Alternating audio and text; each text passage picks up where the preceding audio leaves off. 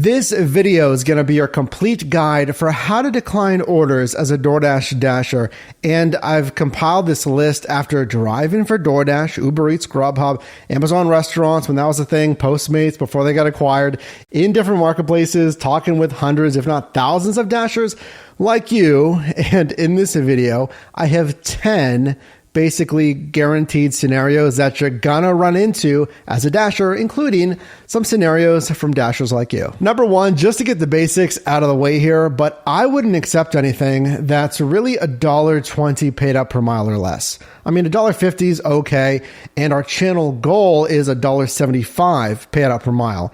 But a lot of the times with bonus pay, I've done $2 to $3 plus paid up per mile. Now, the reason is here in the US, the IRS gets you a standard optional mileage deduction, which encompasses the general operating cost of a vehicle. So for this year, 2023, it's 65.5 cents per mile. Just think about your margin, because if you're taking that deduction and that's an expense, and then you're taking orders that are $1, let's say, paid up per mile, then there's not a lot of actual profit margin and you're just wearing down the vehicle. Number two, getting into actual order request is I would decline most all. This isn't like hard and fast every single order here, so you're gonna have to look at these orders carefully yourself.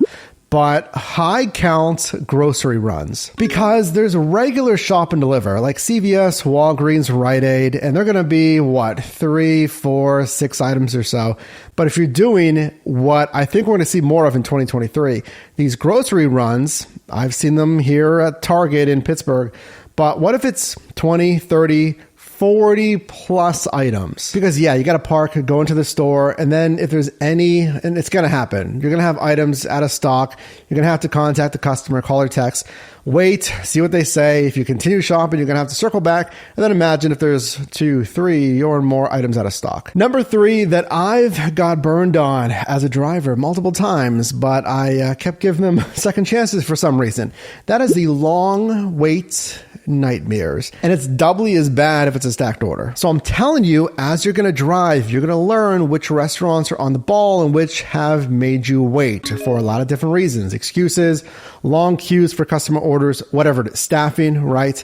And just making notes. Maybe have a 3 strikes and you're out roll, but I have given, I can remember, certain restaurants, not even fast food runs, because like they have the drive-through, but actual restaurants a second chance. And again, it's burned me. So think about that. If you see an offer for one of those restaurants that's going to just throw you into that long wait nightmare, then I wouldn't even accept it. Yes, you can reserve your cancellations and cancel it, but then still, it's already eaten up how much time. Number four that, yeah, definitely 100% burned me. And when I did DoorDash in San Diego, I saw more of this. So this is going to depend on your marketplace, but it is in mall order requests, like the food court. I got to park. It's a huge mall, parking garage.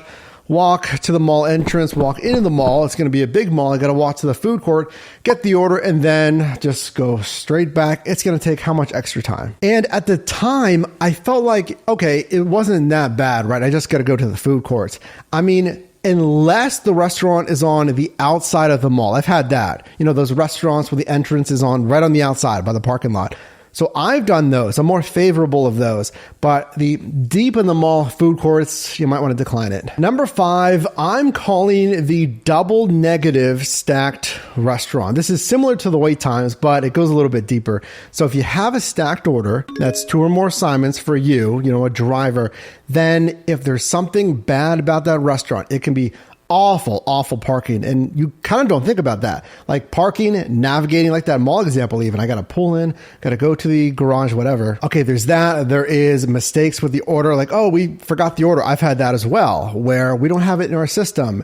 Then you got to call support and they manually like put the order in. Or yeah, the wait time that we talked about prior, or just mistakes, whatever it is. And if you have both of those, imagine that. It's bad enough if it's one, but if it's 2 bad restaurants, it's a double negative pickup, and I would consider declining it. Number 6 is a big one, so pay attention to this. But I did want to mention, we do have a course teaching you the best practices to master any food delivery platform. Here's the deal. Videos like this gives you tips, gives you tricks, but some of these, It's going to also report on news. It's going to give you opinions, stories, anecdotes, whatever.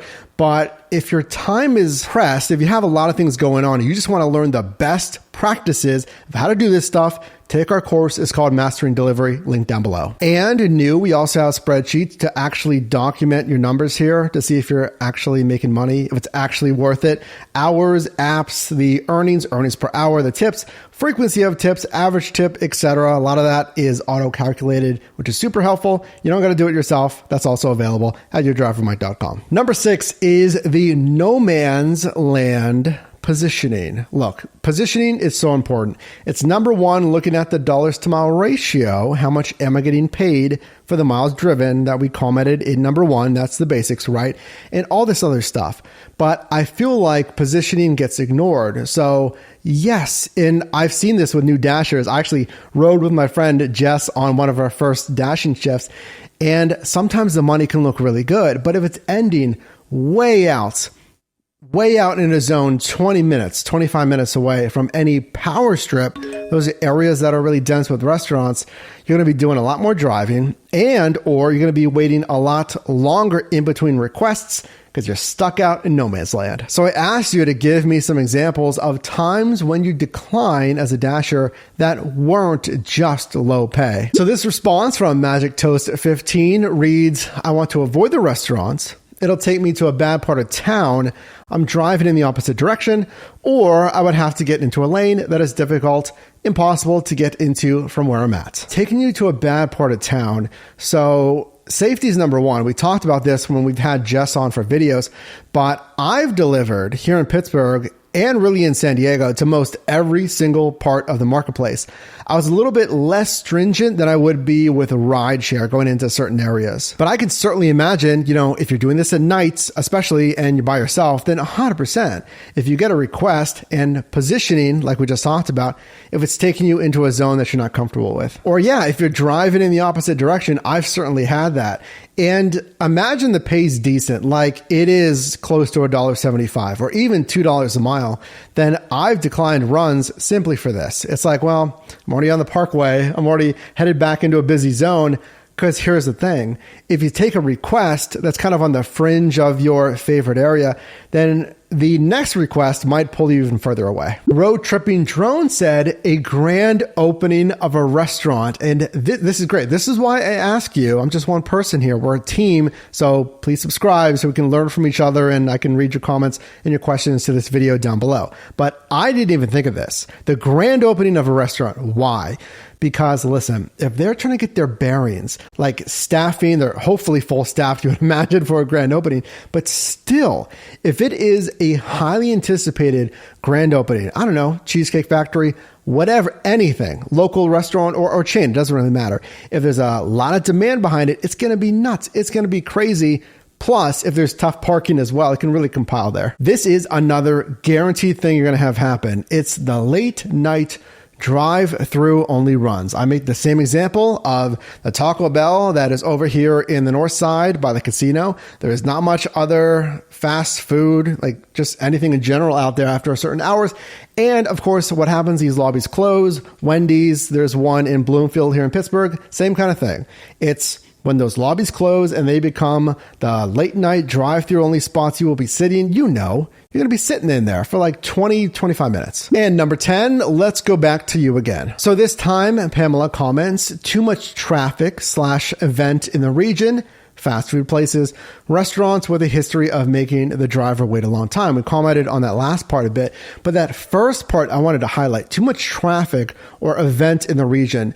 So, let's stay on that Taco Bell. That's by the casino. It's also by the stadium here, Acrisure Stadium. It used to be Heinz Field. It's Acrisure Stadium now. But I've had plenty of times where if I get a request and it is in that North Shore during a game and there's road closures after the game that is funneling everyone out and there's very few roads in other than like rideshare, you're going to have to navigate that, compile that with pedestrian traffic, just vehicle traffic in general because of those road restrictions. There you go. Is it really worth it to accept $1.75? I don't care what it is. $2, $3 per mile? Is it worth it to sit in all that traffic with rideshare and everyone else to get that request?